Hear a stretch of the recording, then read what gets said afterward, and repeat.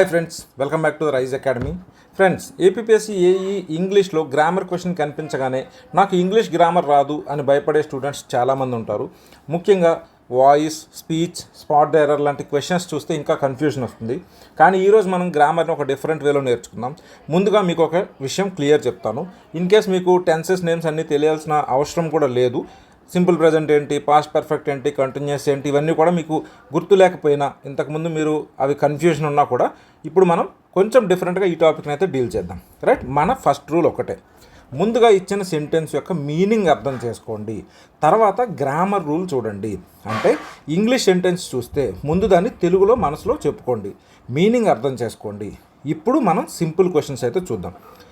ఒక ఇచ్చిన లైన్కి ఆ వర్క్, లెట్సే ఒక స్టేట్మెంట్ ఉందనుకోండి, అది ఎవరి గురించి ఉంది, ఆ వ్యక్తి ఏం చేశాడు, దేని మీద చేశాడు, లేదా ఎవరు ఏం చెప్తున్నారు, ఇలా సెంటెన్స్ని బ్రేక్ చేస్తే గ్రామర్ అనేది చాలా ఈజీ అవుతుంది. ఈరోజు మనం 3 ఇంపార్టెంట్ ఏరియాస్ అయితే చూస్తాం. ఒకటి active and passive voice, second direct and indirect speech, spot the error. 3 టాపిక్స్కి 3 different approaches ఉన్న ఫౌండేషన్ మాత్రం ఒకటే.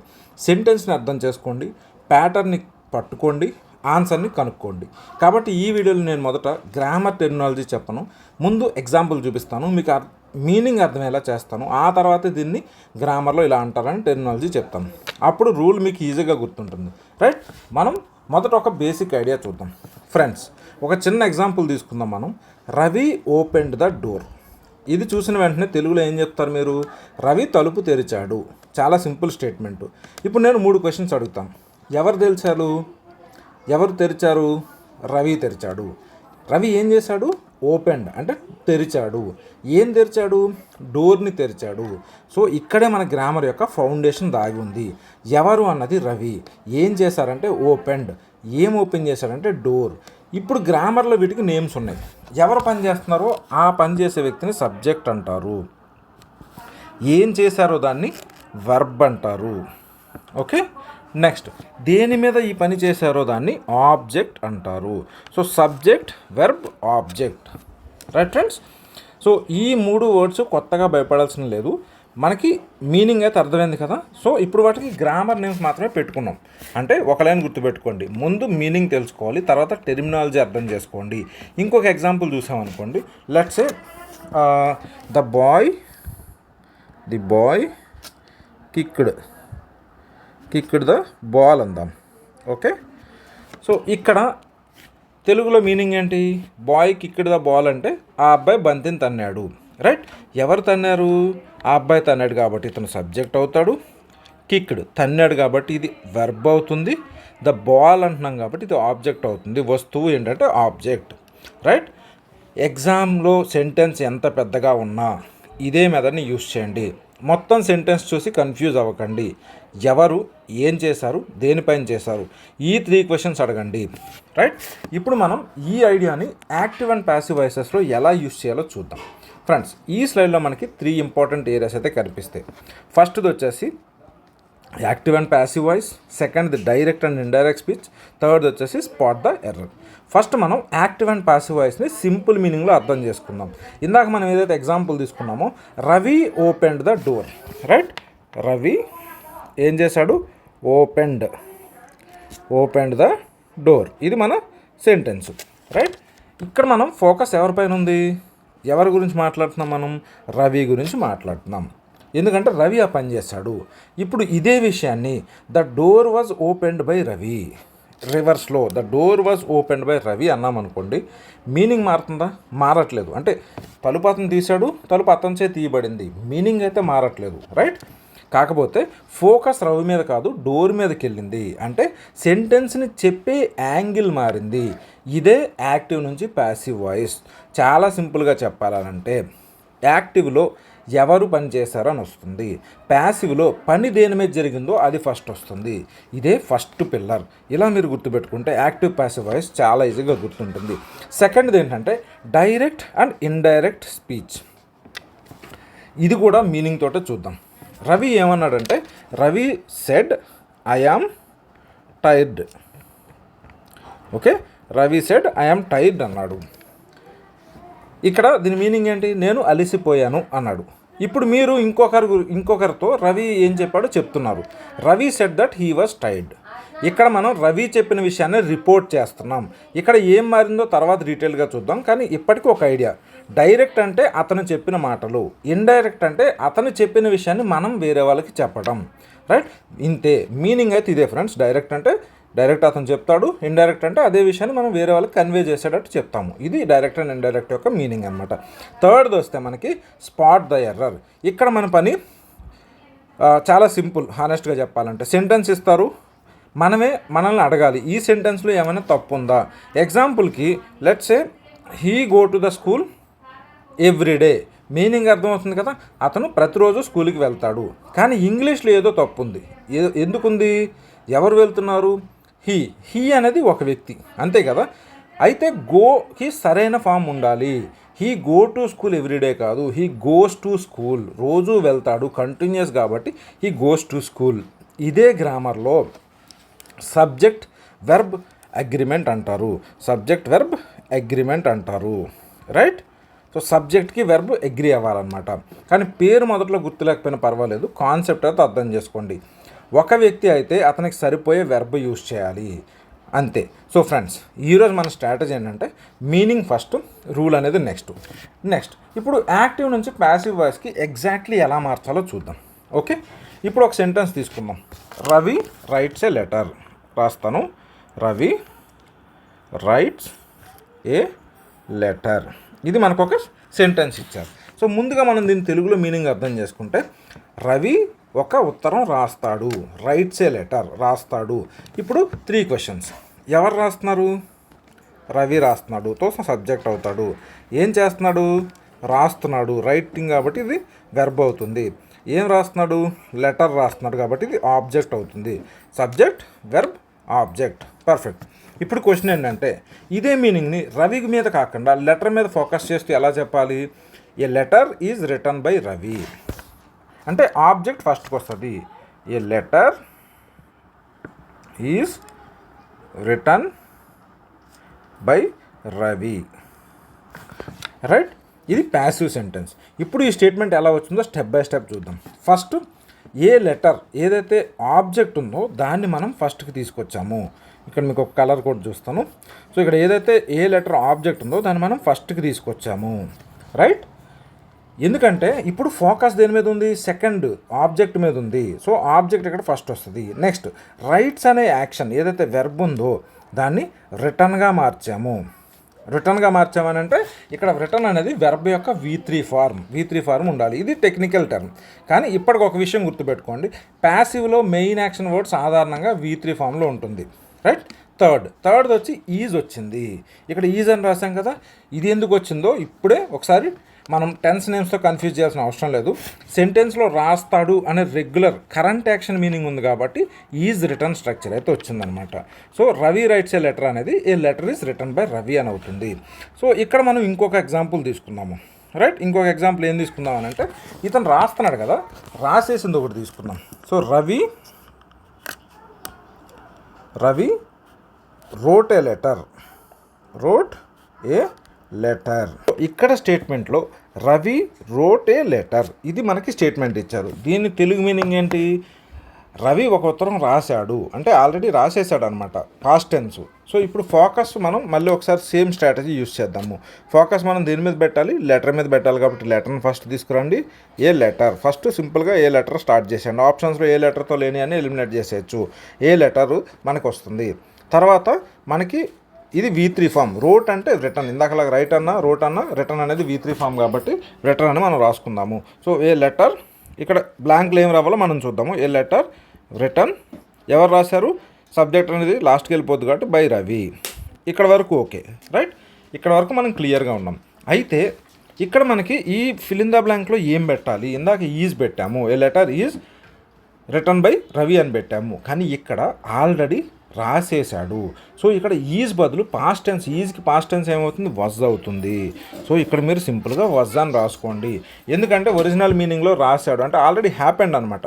సో మనకి ఇది సింపుల్. సో మనం ఒకసారి ఎగ్జాంపుల్ చూసుకుంటే ప్రజెంట్ లేదా కరెంట్ మీనింగ్ ఏంటంటే ఈజు, యాము, ఆర్ అనేది ఈ వస్తాయి.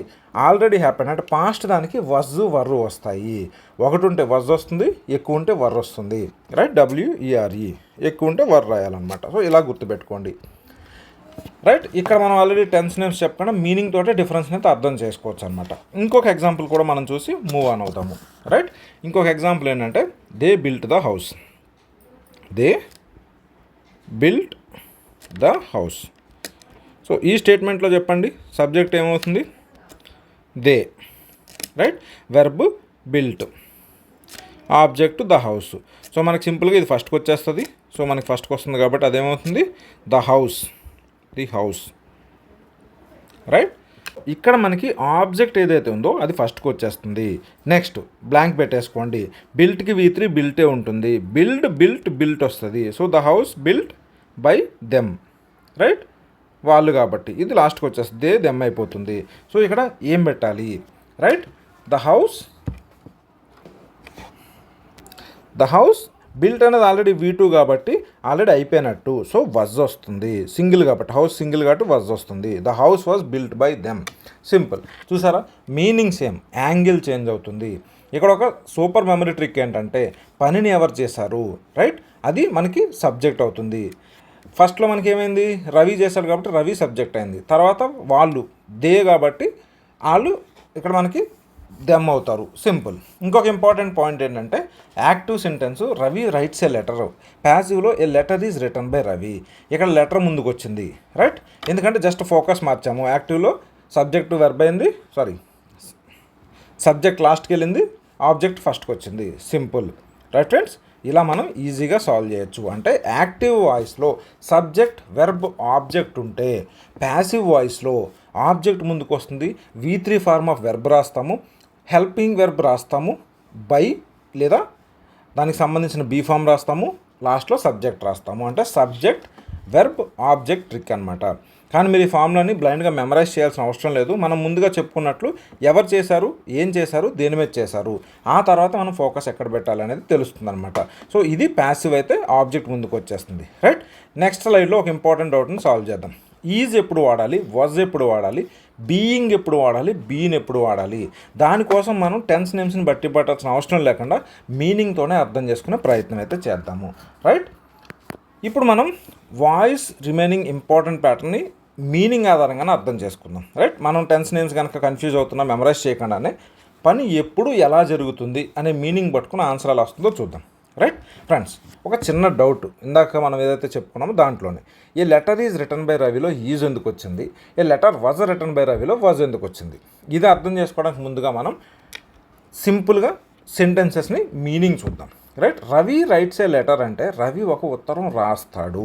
ఇది రెగ్యులర్ అంటే కరెంట్ ఆన్గోయింగ్ యాక్షన్ లాగా ఉంది కాబట్టి ప్యాసివ్లో ఏమవుతుంది? Letter is written by Ravi అవుతుంది.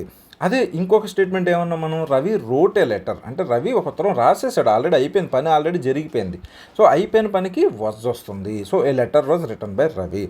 కాబట్టి బిగినర్స్కి సింపుల్ మెమరీ ఏంటంటే ఇప్పుడు కరెంట్లీ జరిగే పనికి ఈజ్, యామ్, ఆర్ వస్తుంది. రైట్, ఆల్రెడీ జరిగిపోయిన పనికి వాజ్ ఆర్ వర్ వస్తుంది. సింపుల్గా గుర్తుపెట్టేసుకోండి. రైట్, ఇంకొక సిచ్యువేషన్ ఏంటంటే Ravi is writing A letter. తెలుగులో దీన్ని చూడండి, రవి ఇప్పుడు ఒక ఉత్తరం రాస్తున్నాడు, ఇక్కడ పని జరుగుతూనే ఉంది. రైట్, ఇంకా కంటిన్యూ అవుతుంది. ప్యాసివ్ వాయిస్లో ఏమవుతుంది? A letter is being written by Ravi అంటాము. ఇక్కడ ఎక్స్ట్రాగా బీయింగ్ వస్తుంది, ఎందుకంటే పని ఆల్రెడీ జరుగుతుంది, యాక్షన్ ఇంకా కంటిన్యూ అవుతుంది కాబట్టి బీయింగ్ అనేది పెట్టాలి. సో మెమరీ ట్రిక్ ఏంటనంటే ఎప్పుడైనా సరే పని జరుగుతూ ఉంటే మనం బీయింగ్ అనేది ఎక్స్ట్రాగా యాడ్ అవుతుంది. రైట్, ఇంకొకటి దేవర్ బిల్డింగ్ ద హౌస్ అంటే వాళ్ళు ఇల్లు కడుతున్నారు, ఆ సమయంలో కూడా పని జరుగుతుంది. సో అక్కడ కూడా మనం ఏం చేయాలి? The house was being built by them. Right, again being వస్తుంది. బీయింగ్ అని కనిపించింది అంటే పని జరుగుతుంది అని గుర్తుపెట్టుకోండి. సో స్టేట్మెంట్లో మనకి ఇచ్చిన దాంట్లో పని జరుగుతూ ఉన్నప్పుడు ఆప్షన్స్లో మనకి బీయింగ్ అనేది ఖచ్చితంగా ఉండాలి. రైట్, గుర్తుపెట్టేసుకోండి. Next, Ravi has written a letter. Meaning ఏంటంటే రవి ఎప్పుడో ఇంతకుముందు ఎప్పుడో లెటర్ రాసేసాడు, హ్యాజ్ అన్నప్పుడు ఎప్పుడో అనమాట, అంటే పని కంప్లీట్ అయిపోయింది, చాలా కాలం అయింది అనుకుందాం ఎగ్జాంపుల్కి. సో ఇక్కడ మనం ఏం చేస్తాం, ప్యాసివ్ వాయిస్లో a letter has been written by Ravi వస్తుంది. ఇక్కడ హ్యాజ్ వచ్చింది కాబట్టి ఇక్కడ కూడా హ్యాజ్ వస్తుంది, బీన్ అనేది ఎక్స్ట్రా యాడ్ అవుతుంది. సో బీ ఫార్మ్ అనేది ఇక్కడ కొంచెం చేంజ్ అయింది, రైట్. అంటే పని కంప్లీట్ అయిపోయింది అనే ఐడియా ఉంది కాబట్టి మనం సింపుల్గా ఏం పెట్టుకోవాలంటే పని పూర్తయిపోతే బీన్, బిఈఈఎన్ ఇది యూస్ చేయాలి, రైట్, ఇది యూస్ చేయాలన్నమాట. సో మన దగ్గర ఇప్పుడు చాలా సింపుల్గా 3-way మెమరీ ఉంది. సో కరెంట్ ఇప్పుడున్న పని లేదా సాధారణంగా ఉన్న పనికి ఈజ్, యామ్, ఆర్ వాడతాము.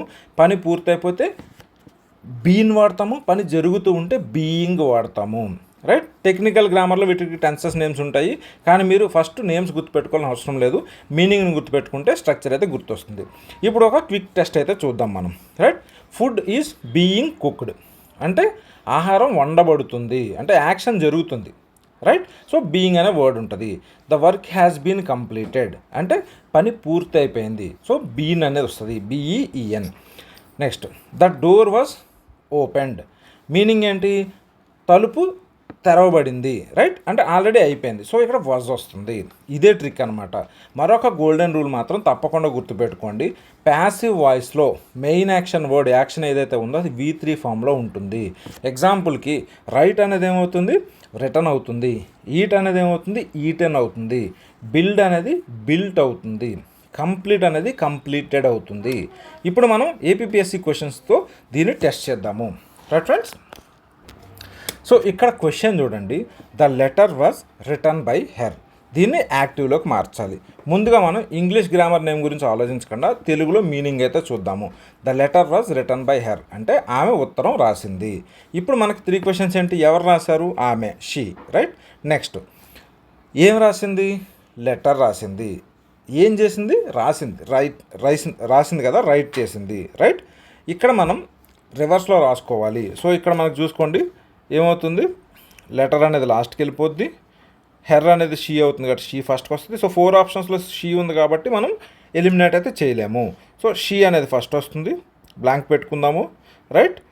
నెక్స్ట్ లెటర్ కాబట్టి ఇది కూడా సెకండ్ది కూడా కాసేపు బ్లాంక్ పెట్టండి, షీ డాష్ డాష్ ఇక్కడ ద లెటర్, రైట్. సో ఇక్కడ మనం ఏం చేయాలనంటే ఇక్కడ ఆల్రెడీ రిటర్న్ అంటే కంప్లీట్ అయిపోయింది, రైట్, రోట్, రిటర్న్ కాబట్టి రిటర్న్ అనేది V3 కాబట్టి దీనికి V2 ఫామ్ వస్తుంది. She wrote the letter, simple, right. Was అని వచ్చింది కాబట్టి ఆల్రెడీ కంప్లీటెడ్ పాస్ట్ టెన్స్ అనమాట. సో పాస్ట్ టెన్స్కి రైట్కి పాస్ట్ టెన్స్ ఏంటి, రోట్. సో మన కరెక్ట్ ఆన్సర్ వచ్చేసి షీ రోట్ ద లెటర్. ఇలా ఈజీగా మనం ఆప్షన్స్ని అయితే ఐడెంటిఫై చేయొచ్చు, రైట్ ఫ్రెండ్స్. ఆన్సర్ చాలా సింపుల్ అనమాట. సరే ఇప్పుడు ఒకసారి ఆప్షన్స్ ఎందుకు రాంగో కూడా ఒకసారి క్రాస్ చెక్ చేద్దాము, సో దట్ మనకి మీనింగ్స్ తెలుస్తుంది. ఫస్ట్ చూడండి, she is writing the letter అంటే ఆమె ఇప్పుడు ఉత్తరం రాస్తుంది, కానీ ఒరిజినల్ మీనింగ్ ఏమన్నారు, the letter was written by her అంటే రాసింది అని ఉంది. మీనింగ్ మ్యాచ్ కాలేదు కాబట్టి ఫస్ట్ ఇది రాంగ్. సెకండ్ది షీ రైట్స్ ద లెటర్ అంటే రెగ్యులర్ కరెంట్ యాక్షన్, సో రాస్తూ ఉంటుంది కాబట్టి అది కూడా కాదు. ఒరిజినల్ మీనింగ్లో ఆల్రెడీ కంప్లీట్ అయిపోయింది, సో అది కూడా wrong.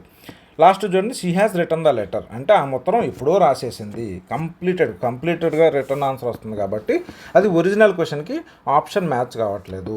So she wrote the letter simple past ఇప్పుడే రాసింది అలా వస్తుంది కాబట్టి అది మనం ఆప్షన్ చూసుకోవాలన్నమాట. సో మనకి మీనింగ్ ఎగ్జాక్ట్గా మ్యాచ్ అయింది కాబట్టి మన ఆన్సర్ అయితే ఇదనమాట, రైట్. సో ఇక్కడ మన ఎగ్జామ్ షార్ట్కట్ ఏంటంటే ముందు తెలుగు మీనింగ్ని మ్యాచ్ చేయండి, తర్వాత గ్రామర్ స్ట్రక్చర్ని కన్ఫర్మ్ చేసుకోండి. ఇంకొక ఎగ్జాంపుల్ చూస్తే the door was open by Ravi అంటే రవి తలుపు తెరిచాడు. ఎవరు, రవి ఏం చేశాడు, తెరిచాడు, రైట్, దేన్ని, డోర్ని. So Ravi open the door అవుతుంది, రైట్. వాజ్ ఓపెన్డ్ కాబట్టి మీకు ఓపెన్డే ఉంటుంది, రవి ఓపెన్ ద డోర్ అవుతుంది అనమాట, రైట్. ఇలా మనం చాలా కాన్ఫిడెంట్గా మనం ఈ ఆప్షన్స్ని అయితే ఐడెంటిఫై చేయొచ్చు, రైట్ ఫ్రెండ్స్. మనం ఒకసారి రివైజ్ చేసుకుంటే ఆబ్జెక్ట్కి ముందు మెయిన్గా V3 వస్తుంది. పని జరుగుతుంది అన్నప్పుడు బీయింగ్, బిఈఐఎన్జి, పని జరుగుతూ ఉన్నప్పుడు ఏమవుతుంది, బిఈఐఎన్జి వస్తుంది. ఇన్ ప్రోగ్రెస్ అనుకోండి. అదే కంప్లీటెడ్కి ఏమొస్తుంది, బీన్ వస్తుంది, రైట్. కంప్లీటెడ్కి బీన్ వస్తుంది. ఇది మనం చాలా ఇంపార్టెంట్. ఆల్రెడీ ఎప్పుడో అయిపోయిన దానికి హ్యాపెండ్ దానికి వజ్ ఆర్ వర్ వస్తుంది, అంటే సింపుల్ పాస్ట్. ఆల్రెడీ ఎప్పుడు అంటే మరీ పాస్ట్ కాదు, సింపుల్ పాస్ట్. ఇప్పుడు రీసెంట్గా అయిన దానికి వజ్ ఆర్ వర్ వస్తుంది. సో ఇప్పుడు వాయిస్ని పక్కన పెట్టి మనం స్పీచ్కి అయితే మూవ్ ఆన్ అవుతాం, రైట్. ముందు మీనింగ్ తర్వాతే రూల్. సో ఫ్రెండ్స్, ఇప్పుడు డైరెక్ట్ అండ్ ఇండైరెక్ట్ స్పీచెస్ ఒకసారి చూద్దాం. ముందుగా ఒక రియల్ లైఫ్ సిచ్యువేషన్ ఇమాజిన్ చేసుకోండి. మీ ఫ్రెండ్ రవి మీ దగ్గరికి వచ్చి ఏమన్నాడంటే ఐ యామ్ టైర్డ్ అన్నాడు, అంటే నాకు అలసటగా ఉందని చెప్పాడు. సో మీరు అతను ఎగ్జాక్ట్గా చెప్పిన మాటలను మీరు అలాగే చెప్తే Ravi said I am tired అన్నారనుకోండి, ఇది డైరెక్ట్ స్పీచ్ అవుతుంది. ఇప్పుడు ఇంకొక ఫ్రెండ్ మీరు ఆ విషయం చెప్తున్నారు, మీరు రవి ఎగ్జాక్ట్ వర్డ్స్ని కోట్ చేయట్లేదు, రవి చెప్పిన విషయాన్నే చెప్తున్నారు. బట్ ఇక్కడ మనం చూస్తే Ravi said that he was tired, ఇది ఇండైరెక్ట్ స్పీచ్ అవుతుంది. ఇప్పుడు మీనింగ్ ఏం జరిగింది? మొదట రవి తన గురించి మాట్లాడాడు, నేను అలసిపోయానని మాట్లాడాడు. ఇప్పుడు మనం రవి గురించి చెప్తున్నాం, అతను అలసిపోయాడని. సో ఐ అనేది హీ అవుతుంది, యామ్ టైర్డ్ వాజ్ టైర్డ్ అవుతుంది. రైట్, తను ఇంతకు ముందు చెప్పాడు కాబట్టి అది పాస్ట్ అవుతుంది అప్పుడు. రైట్, గతంలో మీకు ఐఎమ్ టైర్డ్ అన్నాడు, సో మీరు కాసేపటి తర్వాత వేరే వాళ్ళకి చెప్తున్నారు కాబట్టి హీ వాజ్ టైర్డ్గా మారుస్తాము. రైట్, సో ఇక్కడ సింపుల్ మెమరీ ట్రిక్ ఏంటంటే అతను అప్పట్లో ఏమన్నాడు, ఇప్పుడు మనం ఆ విషయాన్ని చెప్తున్నాం. అంటే పాస్ట్లో చెప్పింది మనం ఇప్పుడు ప్రజెంట్లో చెప్తున్నాం. రైట్, అంటే డైరెక్ట్ స్పీచ్ ప్రజెంట్లో ఉందని ఇండైరెక్ట్ స్పీచ్లో ఒక స్టెప్ వెనక్కి వెళ్ళి చెప్తామన్నమాట. టెక్నికల్ గ్రామర్లో దీన్నే బ్యాక్ షిఫ్ట్ అంటారు. కానీ మీరు బ్యాక్ షిఫ్ట్ అనే వర్డ్ మాత్రం గుర్తుపెట్టుకోండి, అంటే ఒక స్టెప్ వెనక్కి వెళ్ళాలి. ఎగ్జాంపుల్కి ఐ వర్క్ అన్న స్టేట్మెంట్ ఉంటే he said that he worked అని పెట్టాలన్నమాట. రైట్, నేను పని చేస్తాను అని అతను చెప్తే అతను పని చేస్తానని చెప్పాడు అని మనం చెప్తామన్నమాట. ఇంకోటి అంటే ఐ వర్క్డ్ అని పెట్టాడు అని అంటే he said that he had worked ఇంకా అనమాట. మీనింగ్లో పని అప్పటికే జరిగిపోయిందనే విషయం తెలుస్తుంది.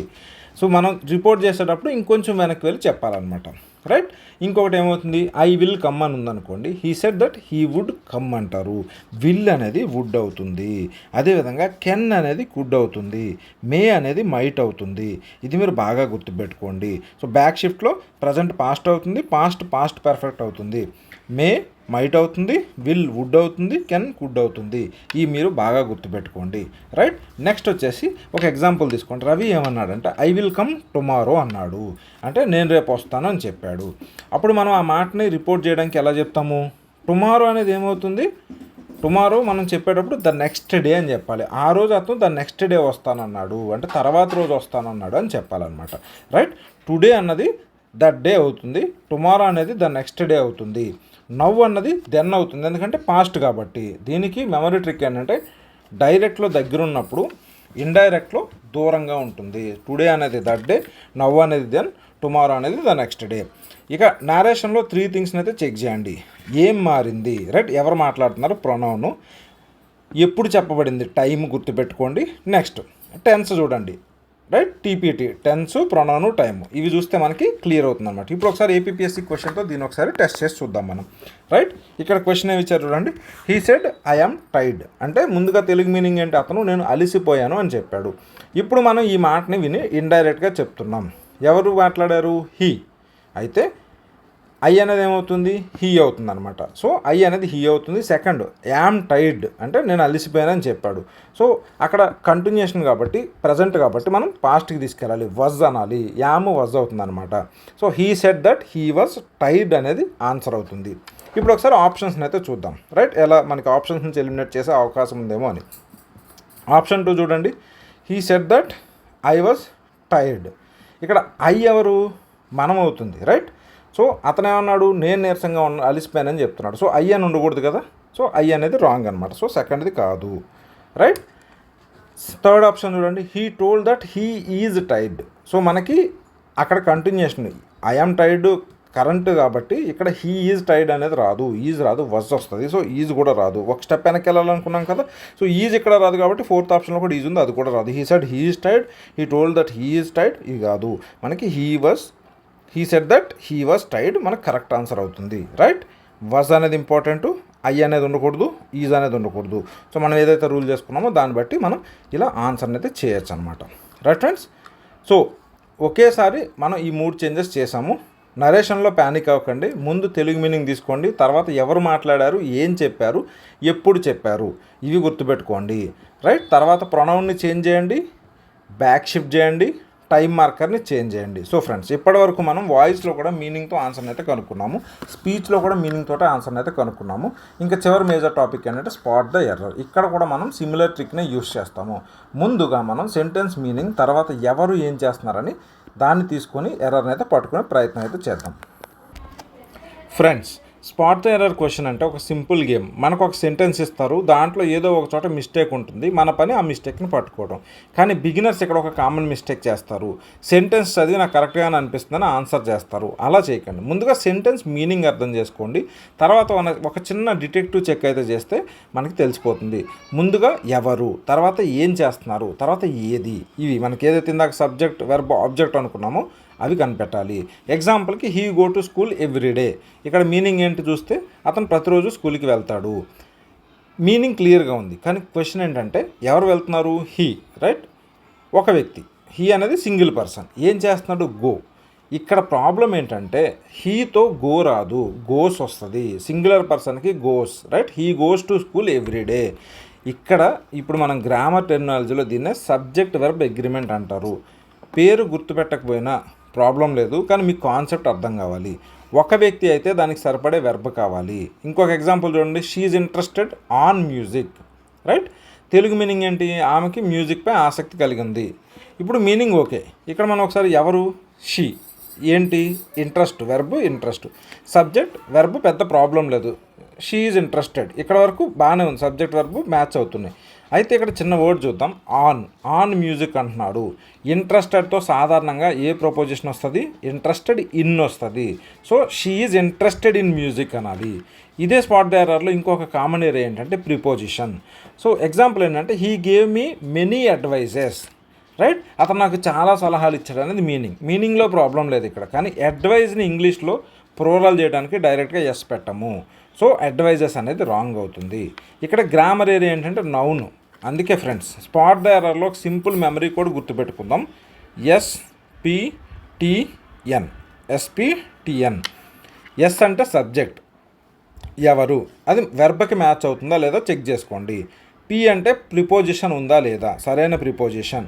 టిఎన్ అంటే యాక్చువల్ టైమింగ్, వెర్బ్ ఫామ్ కన్సిస్టెంట్గా ఉందా లేదా చెక్ చేసుకోండి. ప్రజెంట్లో జరుగుతుందా, పాస్ట్లో జరుగుతుందా, పాస్ట్ పార్టిసిపుల్లో జరుగుతుందా. ఎన్ అంటే నౌన్ ఫామ్ కరెక్ట్గా ఉందా.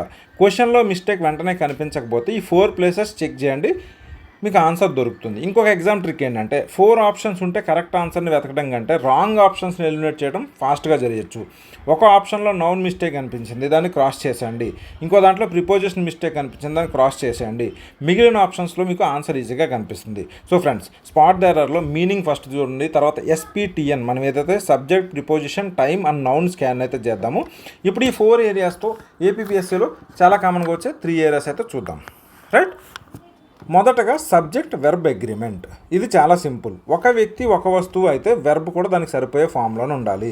చాలామంది ఉంటే వెర్బ్ కూడా దానికి సరిపడే ప్లోరల్ ఫామ్లో ఉండాలి.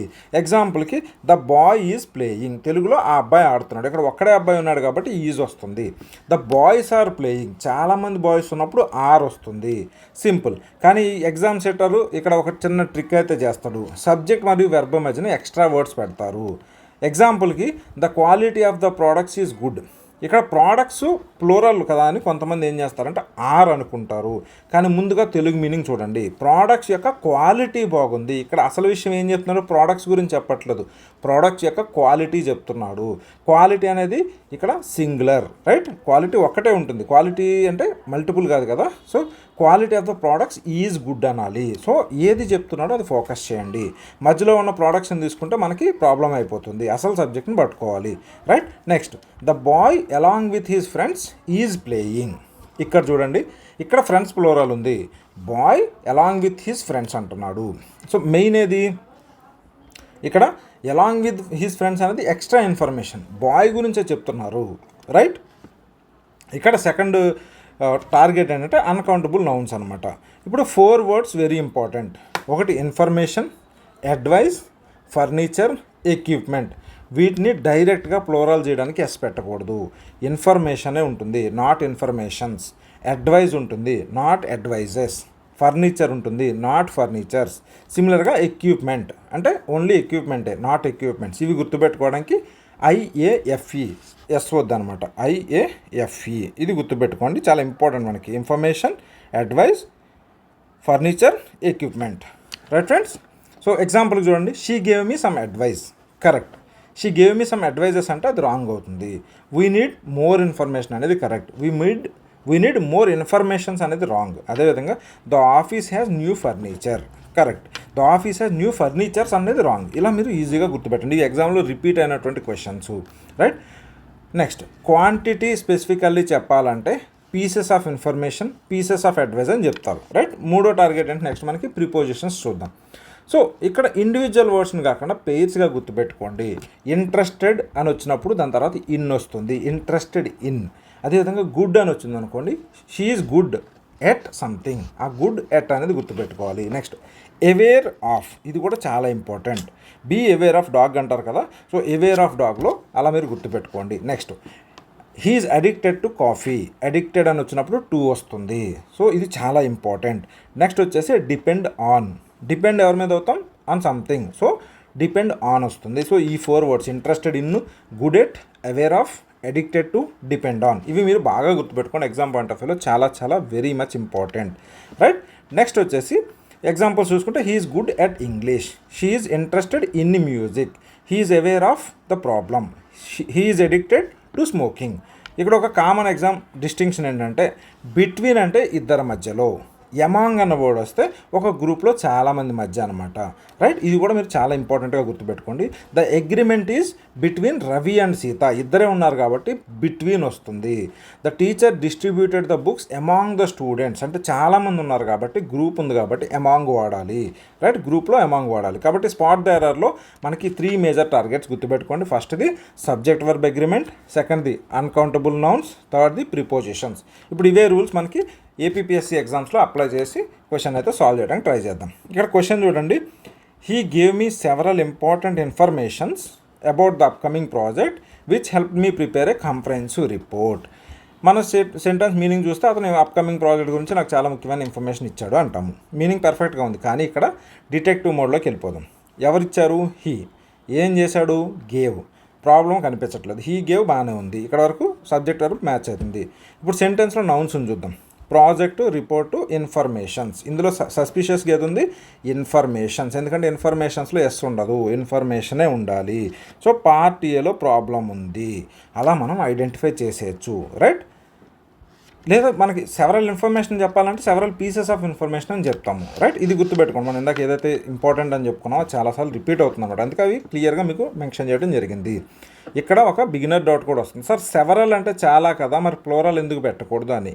కానీ సెవరల్ అంటే క్వాంటిటీ ఎక్కువ, కానీ ఇంగ్లీష్లో ఇన్ఫర్మేషన్ అనే వర్డ్కి డైరెక్ట్ ప్లోరల్ చెయ్యం, రైట్. అందుకే సెవరల్ పీసెస్ ఆఫ్ ఇన్ఫర్మేషన్ అంటారు. క్లియర్, ఇది గుర్తుపెట్టేసుకోండి.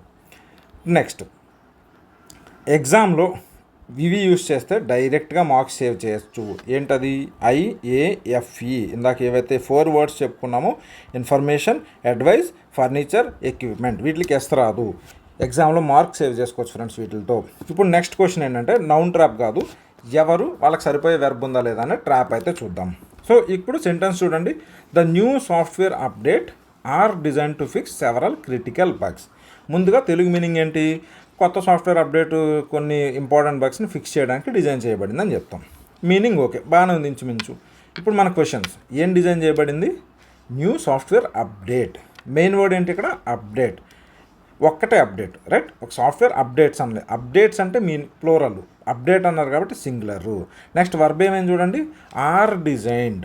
ఆర్ అనేది ప్లోరల్, సింగులర్ అప్డేట్కి ఆర్ అనేది సరిపోతుందా, లేదు, ఈజ్ కావాలి. సో కరెక్ట్ సెంటెన్స్ ఏమవుతుంది, the new software update is design to fix several critical bugs అవుతుంది. సో ఎర్రర్ అనేది పార్ట్ బిలో ఉంది ఫ్రెండ్స్, ఇలా మనం ఈజీగా గుర్తుపెట్టాలి.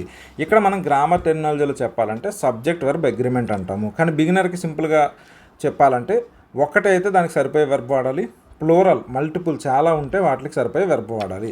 ఇప్పుడు ఒక tricky question, the list of candidates is ready. Telugu meaning ఏంటి ఫ్రెండ్స్, క్యాండిడేట్స్ లిస్ట్ రెడీగా ఉంది. ఇక్కడ క్యాండిడేట్స్ చాలామంది ఉన్నారు కదా, కానీ రెడీగా ఉంది ఏంటి, లిస్ట్ ఆఫ్ క్యాండిడేట్స్. లిస్ట్ అనేది సింగులర్, సో ఈజ్ రెడీ ఉండాలి, ఆర్ రెడీ పెట్టకూడదు, right. Next the candidates on the list are ready. ఇప్పుడు రెడీగా ఉన్నది ఎవరు, లిస్ట్ కాదు, క్యాండిడేట్స్ రెడీగా ఉన్నారు కాబట్టి ఆర్ రావాలి. అంటే ఒకే సెంటెన్స్ని స్ట్రక్చర్ కాదు, ఎవరు మెయిన్ సబ్జెక్ట్ అనేది తీసుకుని మనం ఆన్సర్ చేయగలగాలన్నమాట, right. Next the quality of products is excellent. Products అనేది ప్లూరల్, కానీ క్వాలిటీ గురించి మాట్లాడుతున్నారు కాబట్టి ఈజే వస్తుంది, రైట్.